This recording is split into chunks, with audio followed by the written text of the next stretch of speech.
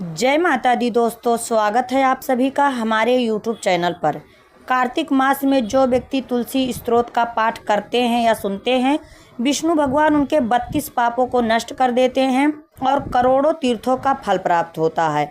कार्तिक मास में तुलसी स्तोत्र का पाठ करने या सुनने से विष्णु भगवान अति प्रसन्न होते हैं और भक्त पर अपनी कृपा बरसाते हैं। पद्म पुराण में लिखा गया है कि जो व्यक्ति तुलसी स्तोत्र का पाठ करते हैं, भगवान श्री विष्णु उनके 32 अपराध क्षमा कर देते हैं। अपने जीवन काल में जितने भी पाप किए होते हैं वह सभी तुलसी स्तोत्र के पाठ करने से नष्ट हो जाते हैं। तुलसी जी के स्तोत्र से संतुष्ट होकर भगवान विष्णु सुख और सौभाग्य देते हैं। जिस घर के मुख्य द्वार पर तुलसी स्तोत्र लिखा हुआ रहता है, उस घर में रहने वाले व्यक्ति के साथ कभी भी अमंगल नहीं होता है। जो व्यक्ति द्वादशी की रात्रि में जागरण करके तुलसी स्तोत्र का पाठ करते हैं, उन्हें करोड़ों तीर्थों का फल प्राप्त होता है। तुलसी स्तोत्र में तुलसी की महिमा का विस्तार से वर्णन किया गया है। पद्म पुराण में तुलसी स्तोत्र का वर्णन है, जिसका एकादशी और द्वादशी को पाठ करने से असीम फल की प्राप्ति होती है। तुलसी स्तोत्र का पाठ करने मात्र से सभी पापों का नाश होता है और प्रत्येक द्वादशी की रात को जागरण कर तुलसी स्तोत्र का पाठ करने वाले व्यक्ति के 32 प्रकार के पापों को विष्णु भगवान नाश कर देते हैं।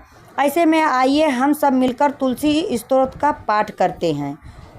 ब्राह्मणों ने कहा, गुरुदेव, आपने हमें तुलसी के पत्तों और पुष्प का शुभ महत्व बताया है, जो भगवान श्री विष्णु को अत्यंत प्रिय है। अब हम तुलसी के पुण्यदायक स्तोत्र को भी सुनना और जानना चाहते हैं।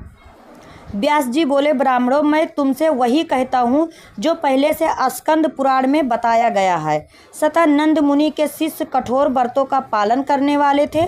उन्होंने एक दिन अपने गुरु को प्रणाम करके परम पुण्य और कल्याणकारी विषय पूछे।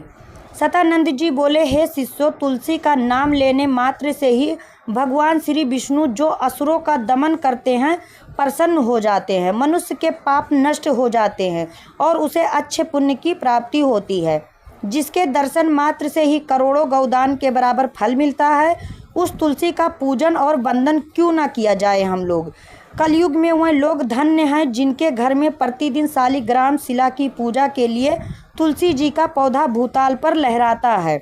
जो मनुष्य भगवान श्री केशव की पूजा के लिए तुलसी का पौधा लगाते हैं, उन पर यदि यमराज अपने दूतों सहित क्रोधित भी हो जाएं, तो वह उन व्यक्ति को कुछ नहीं बिगाड़ सकते। तुलसी, तुम अमृत से उत्पन्न हुई हो और केशव को सदा प्रिय हो। हे कल्याणी, मैं भगवान की पूजा के लिए तुम्हारे पत्तों को चुनता हूँ।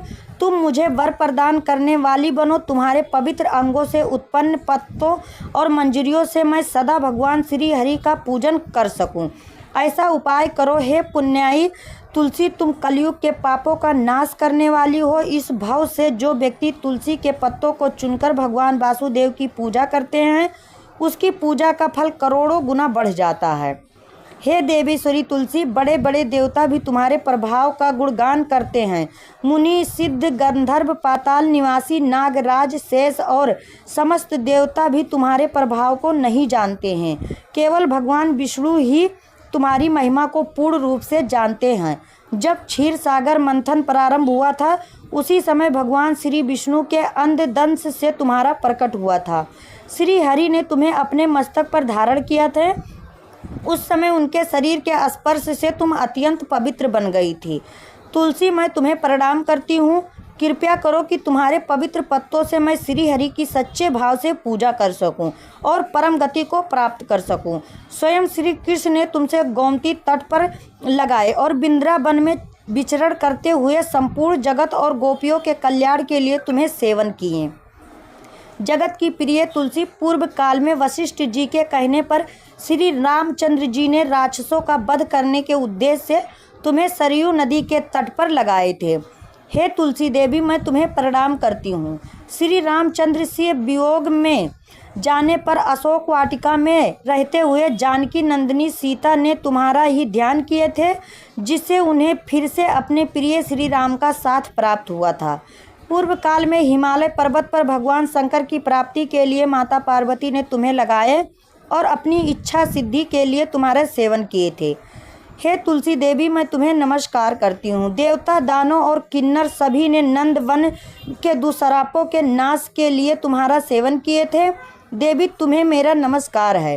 धर्मारण गया में स्वयं पितरों ने भी तुलसी का सेवन किए थे। दंड कारण में भगवान श्री राम ने अपने कल्याण की इच्छा से पवित्र तुलसी का पौधा लगाए थे और लक्ष्मण तथा भरत भी उसे श्रद्धा से पाला थे। जैसे गंगा को शास्त्रों में त्रिभुवन व्यापिनी कहा गया है, वैसे ही तुलसी देवी भी संपूर्ण चराचर जगत में दृष्टिगोचर होती हैं। तुलसी का सेवन करने से मनुष्य पापों से मुक्त हो जाते हैं। यहाँ तक कि ब्रह्म हत्या जैसे महापाप का भी नाश तुलसी के सेवन से हो जाते हैं।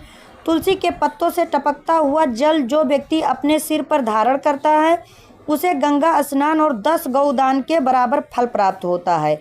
हे देवी, मुझ पर प्रसन्न हो जाओ। हे देवी श्री हरि को प्रिय तुलसी, मुझ पर कृपया करो। क्षीर सागर के मंथन से प्रकट हुई है तुलसी देवी, मैं तुम्हें प्रणाम करती हूँ। जो व्यक्ति द्वादशी की रात्रि में जागरण कर इस तुलसी स्तोत्र का पाठ करते हैं, भगवान श्री विष्णु उसके 32 प्रकार के अपराध क्षमा कर देते हैं। बचपन से लेकर युवावस्था और वृद्धावस्था में किए गए समस्त पाप इस स्तोत्र के पाठ से नष्ट हो जाते हैं। तुलसी स्तोत्र से प्रसन्न होकर भगवान श्री हरि सुख और समृद्धि प्रदान करते हैं। जिस घर में यह स्तोत्र नित्य प्रति पाठ करते हैं, वहाँ कभी कोई अशुभ नहीं होता है, वहाँ सब कुछ मंगल होता है। वहाँ रहने वाले व्यक्ति कभी कष्ट में नहीं पड़ते हैं, उन्हें सदा शुभ समय प्राप्त होता है और वह घर धन धान्य से भरा रहता है। जो तुलसी स्तोत्र का पाठ करते हैं, उसके हृदय में भगवान श्री विष्णु के प्रति अटूट भक्ति होती है और वह कभी वैष्णवों से विभोग नहीं होते।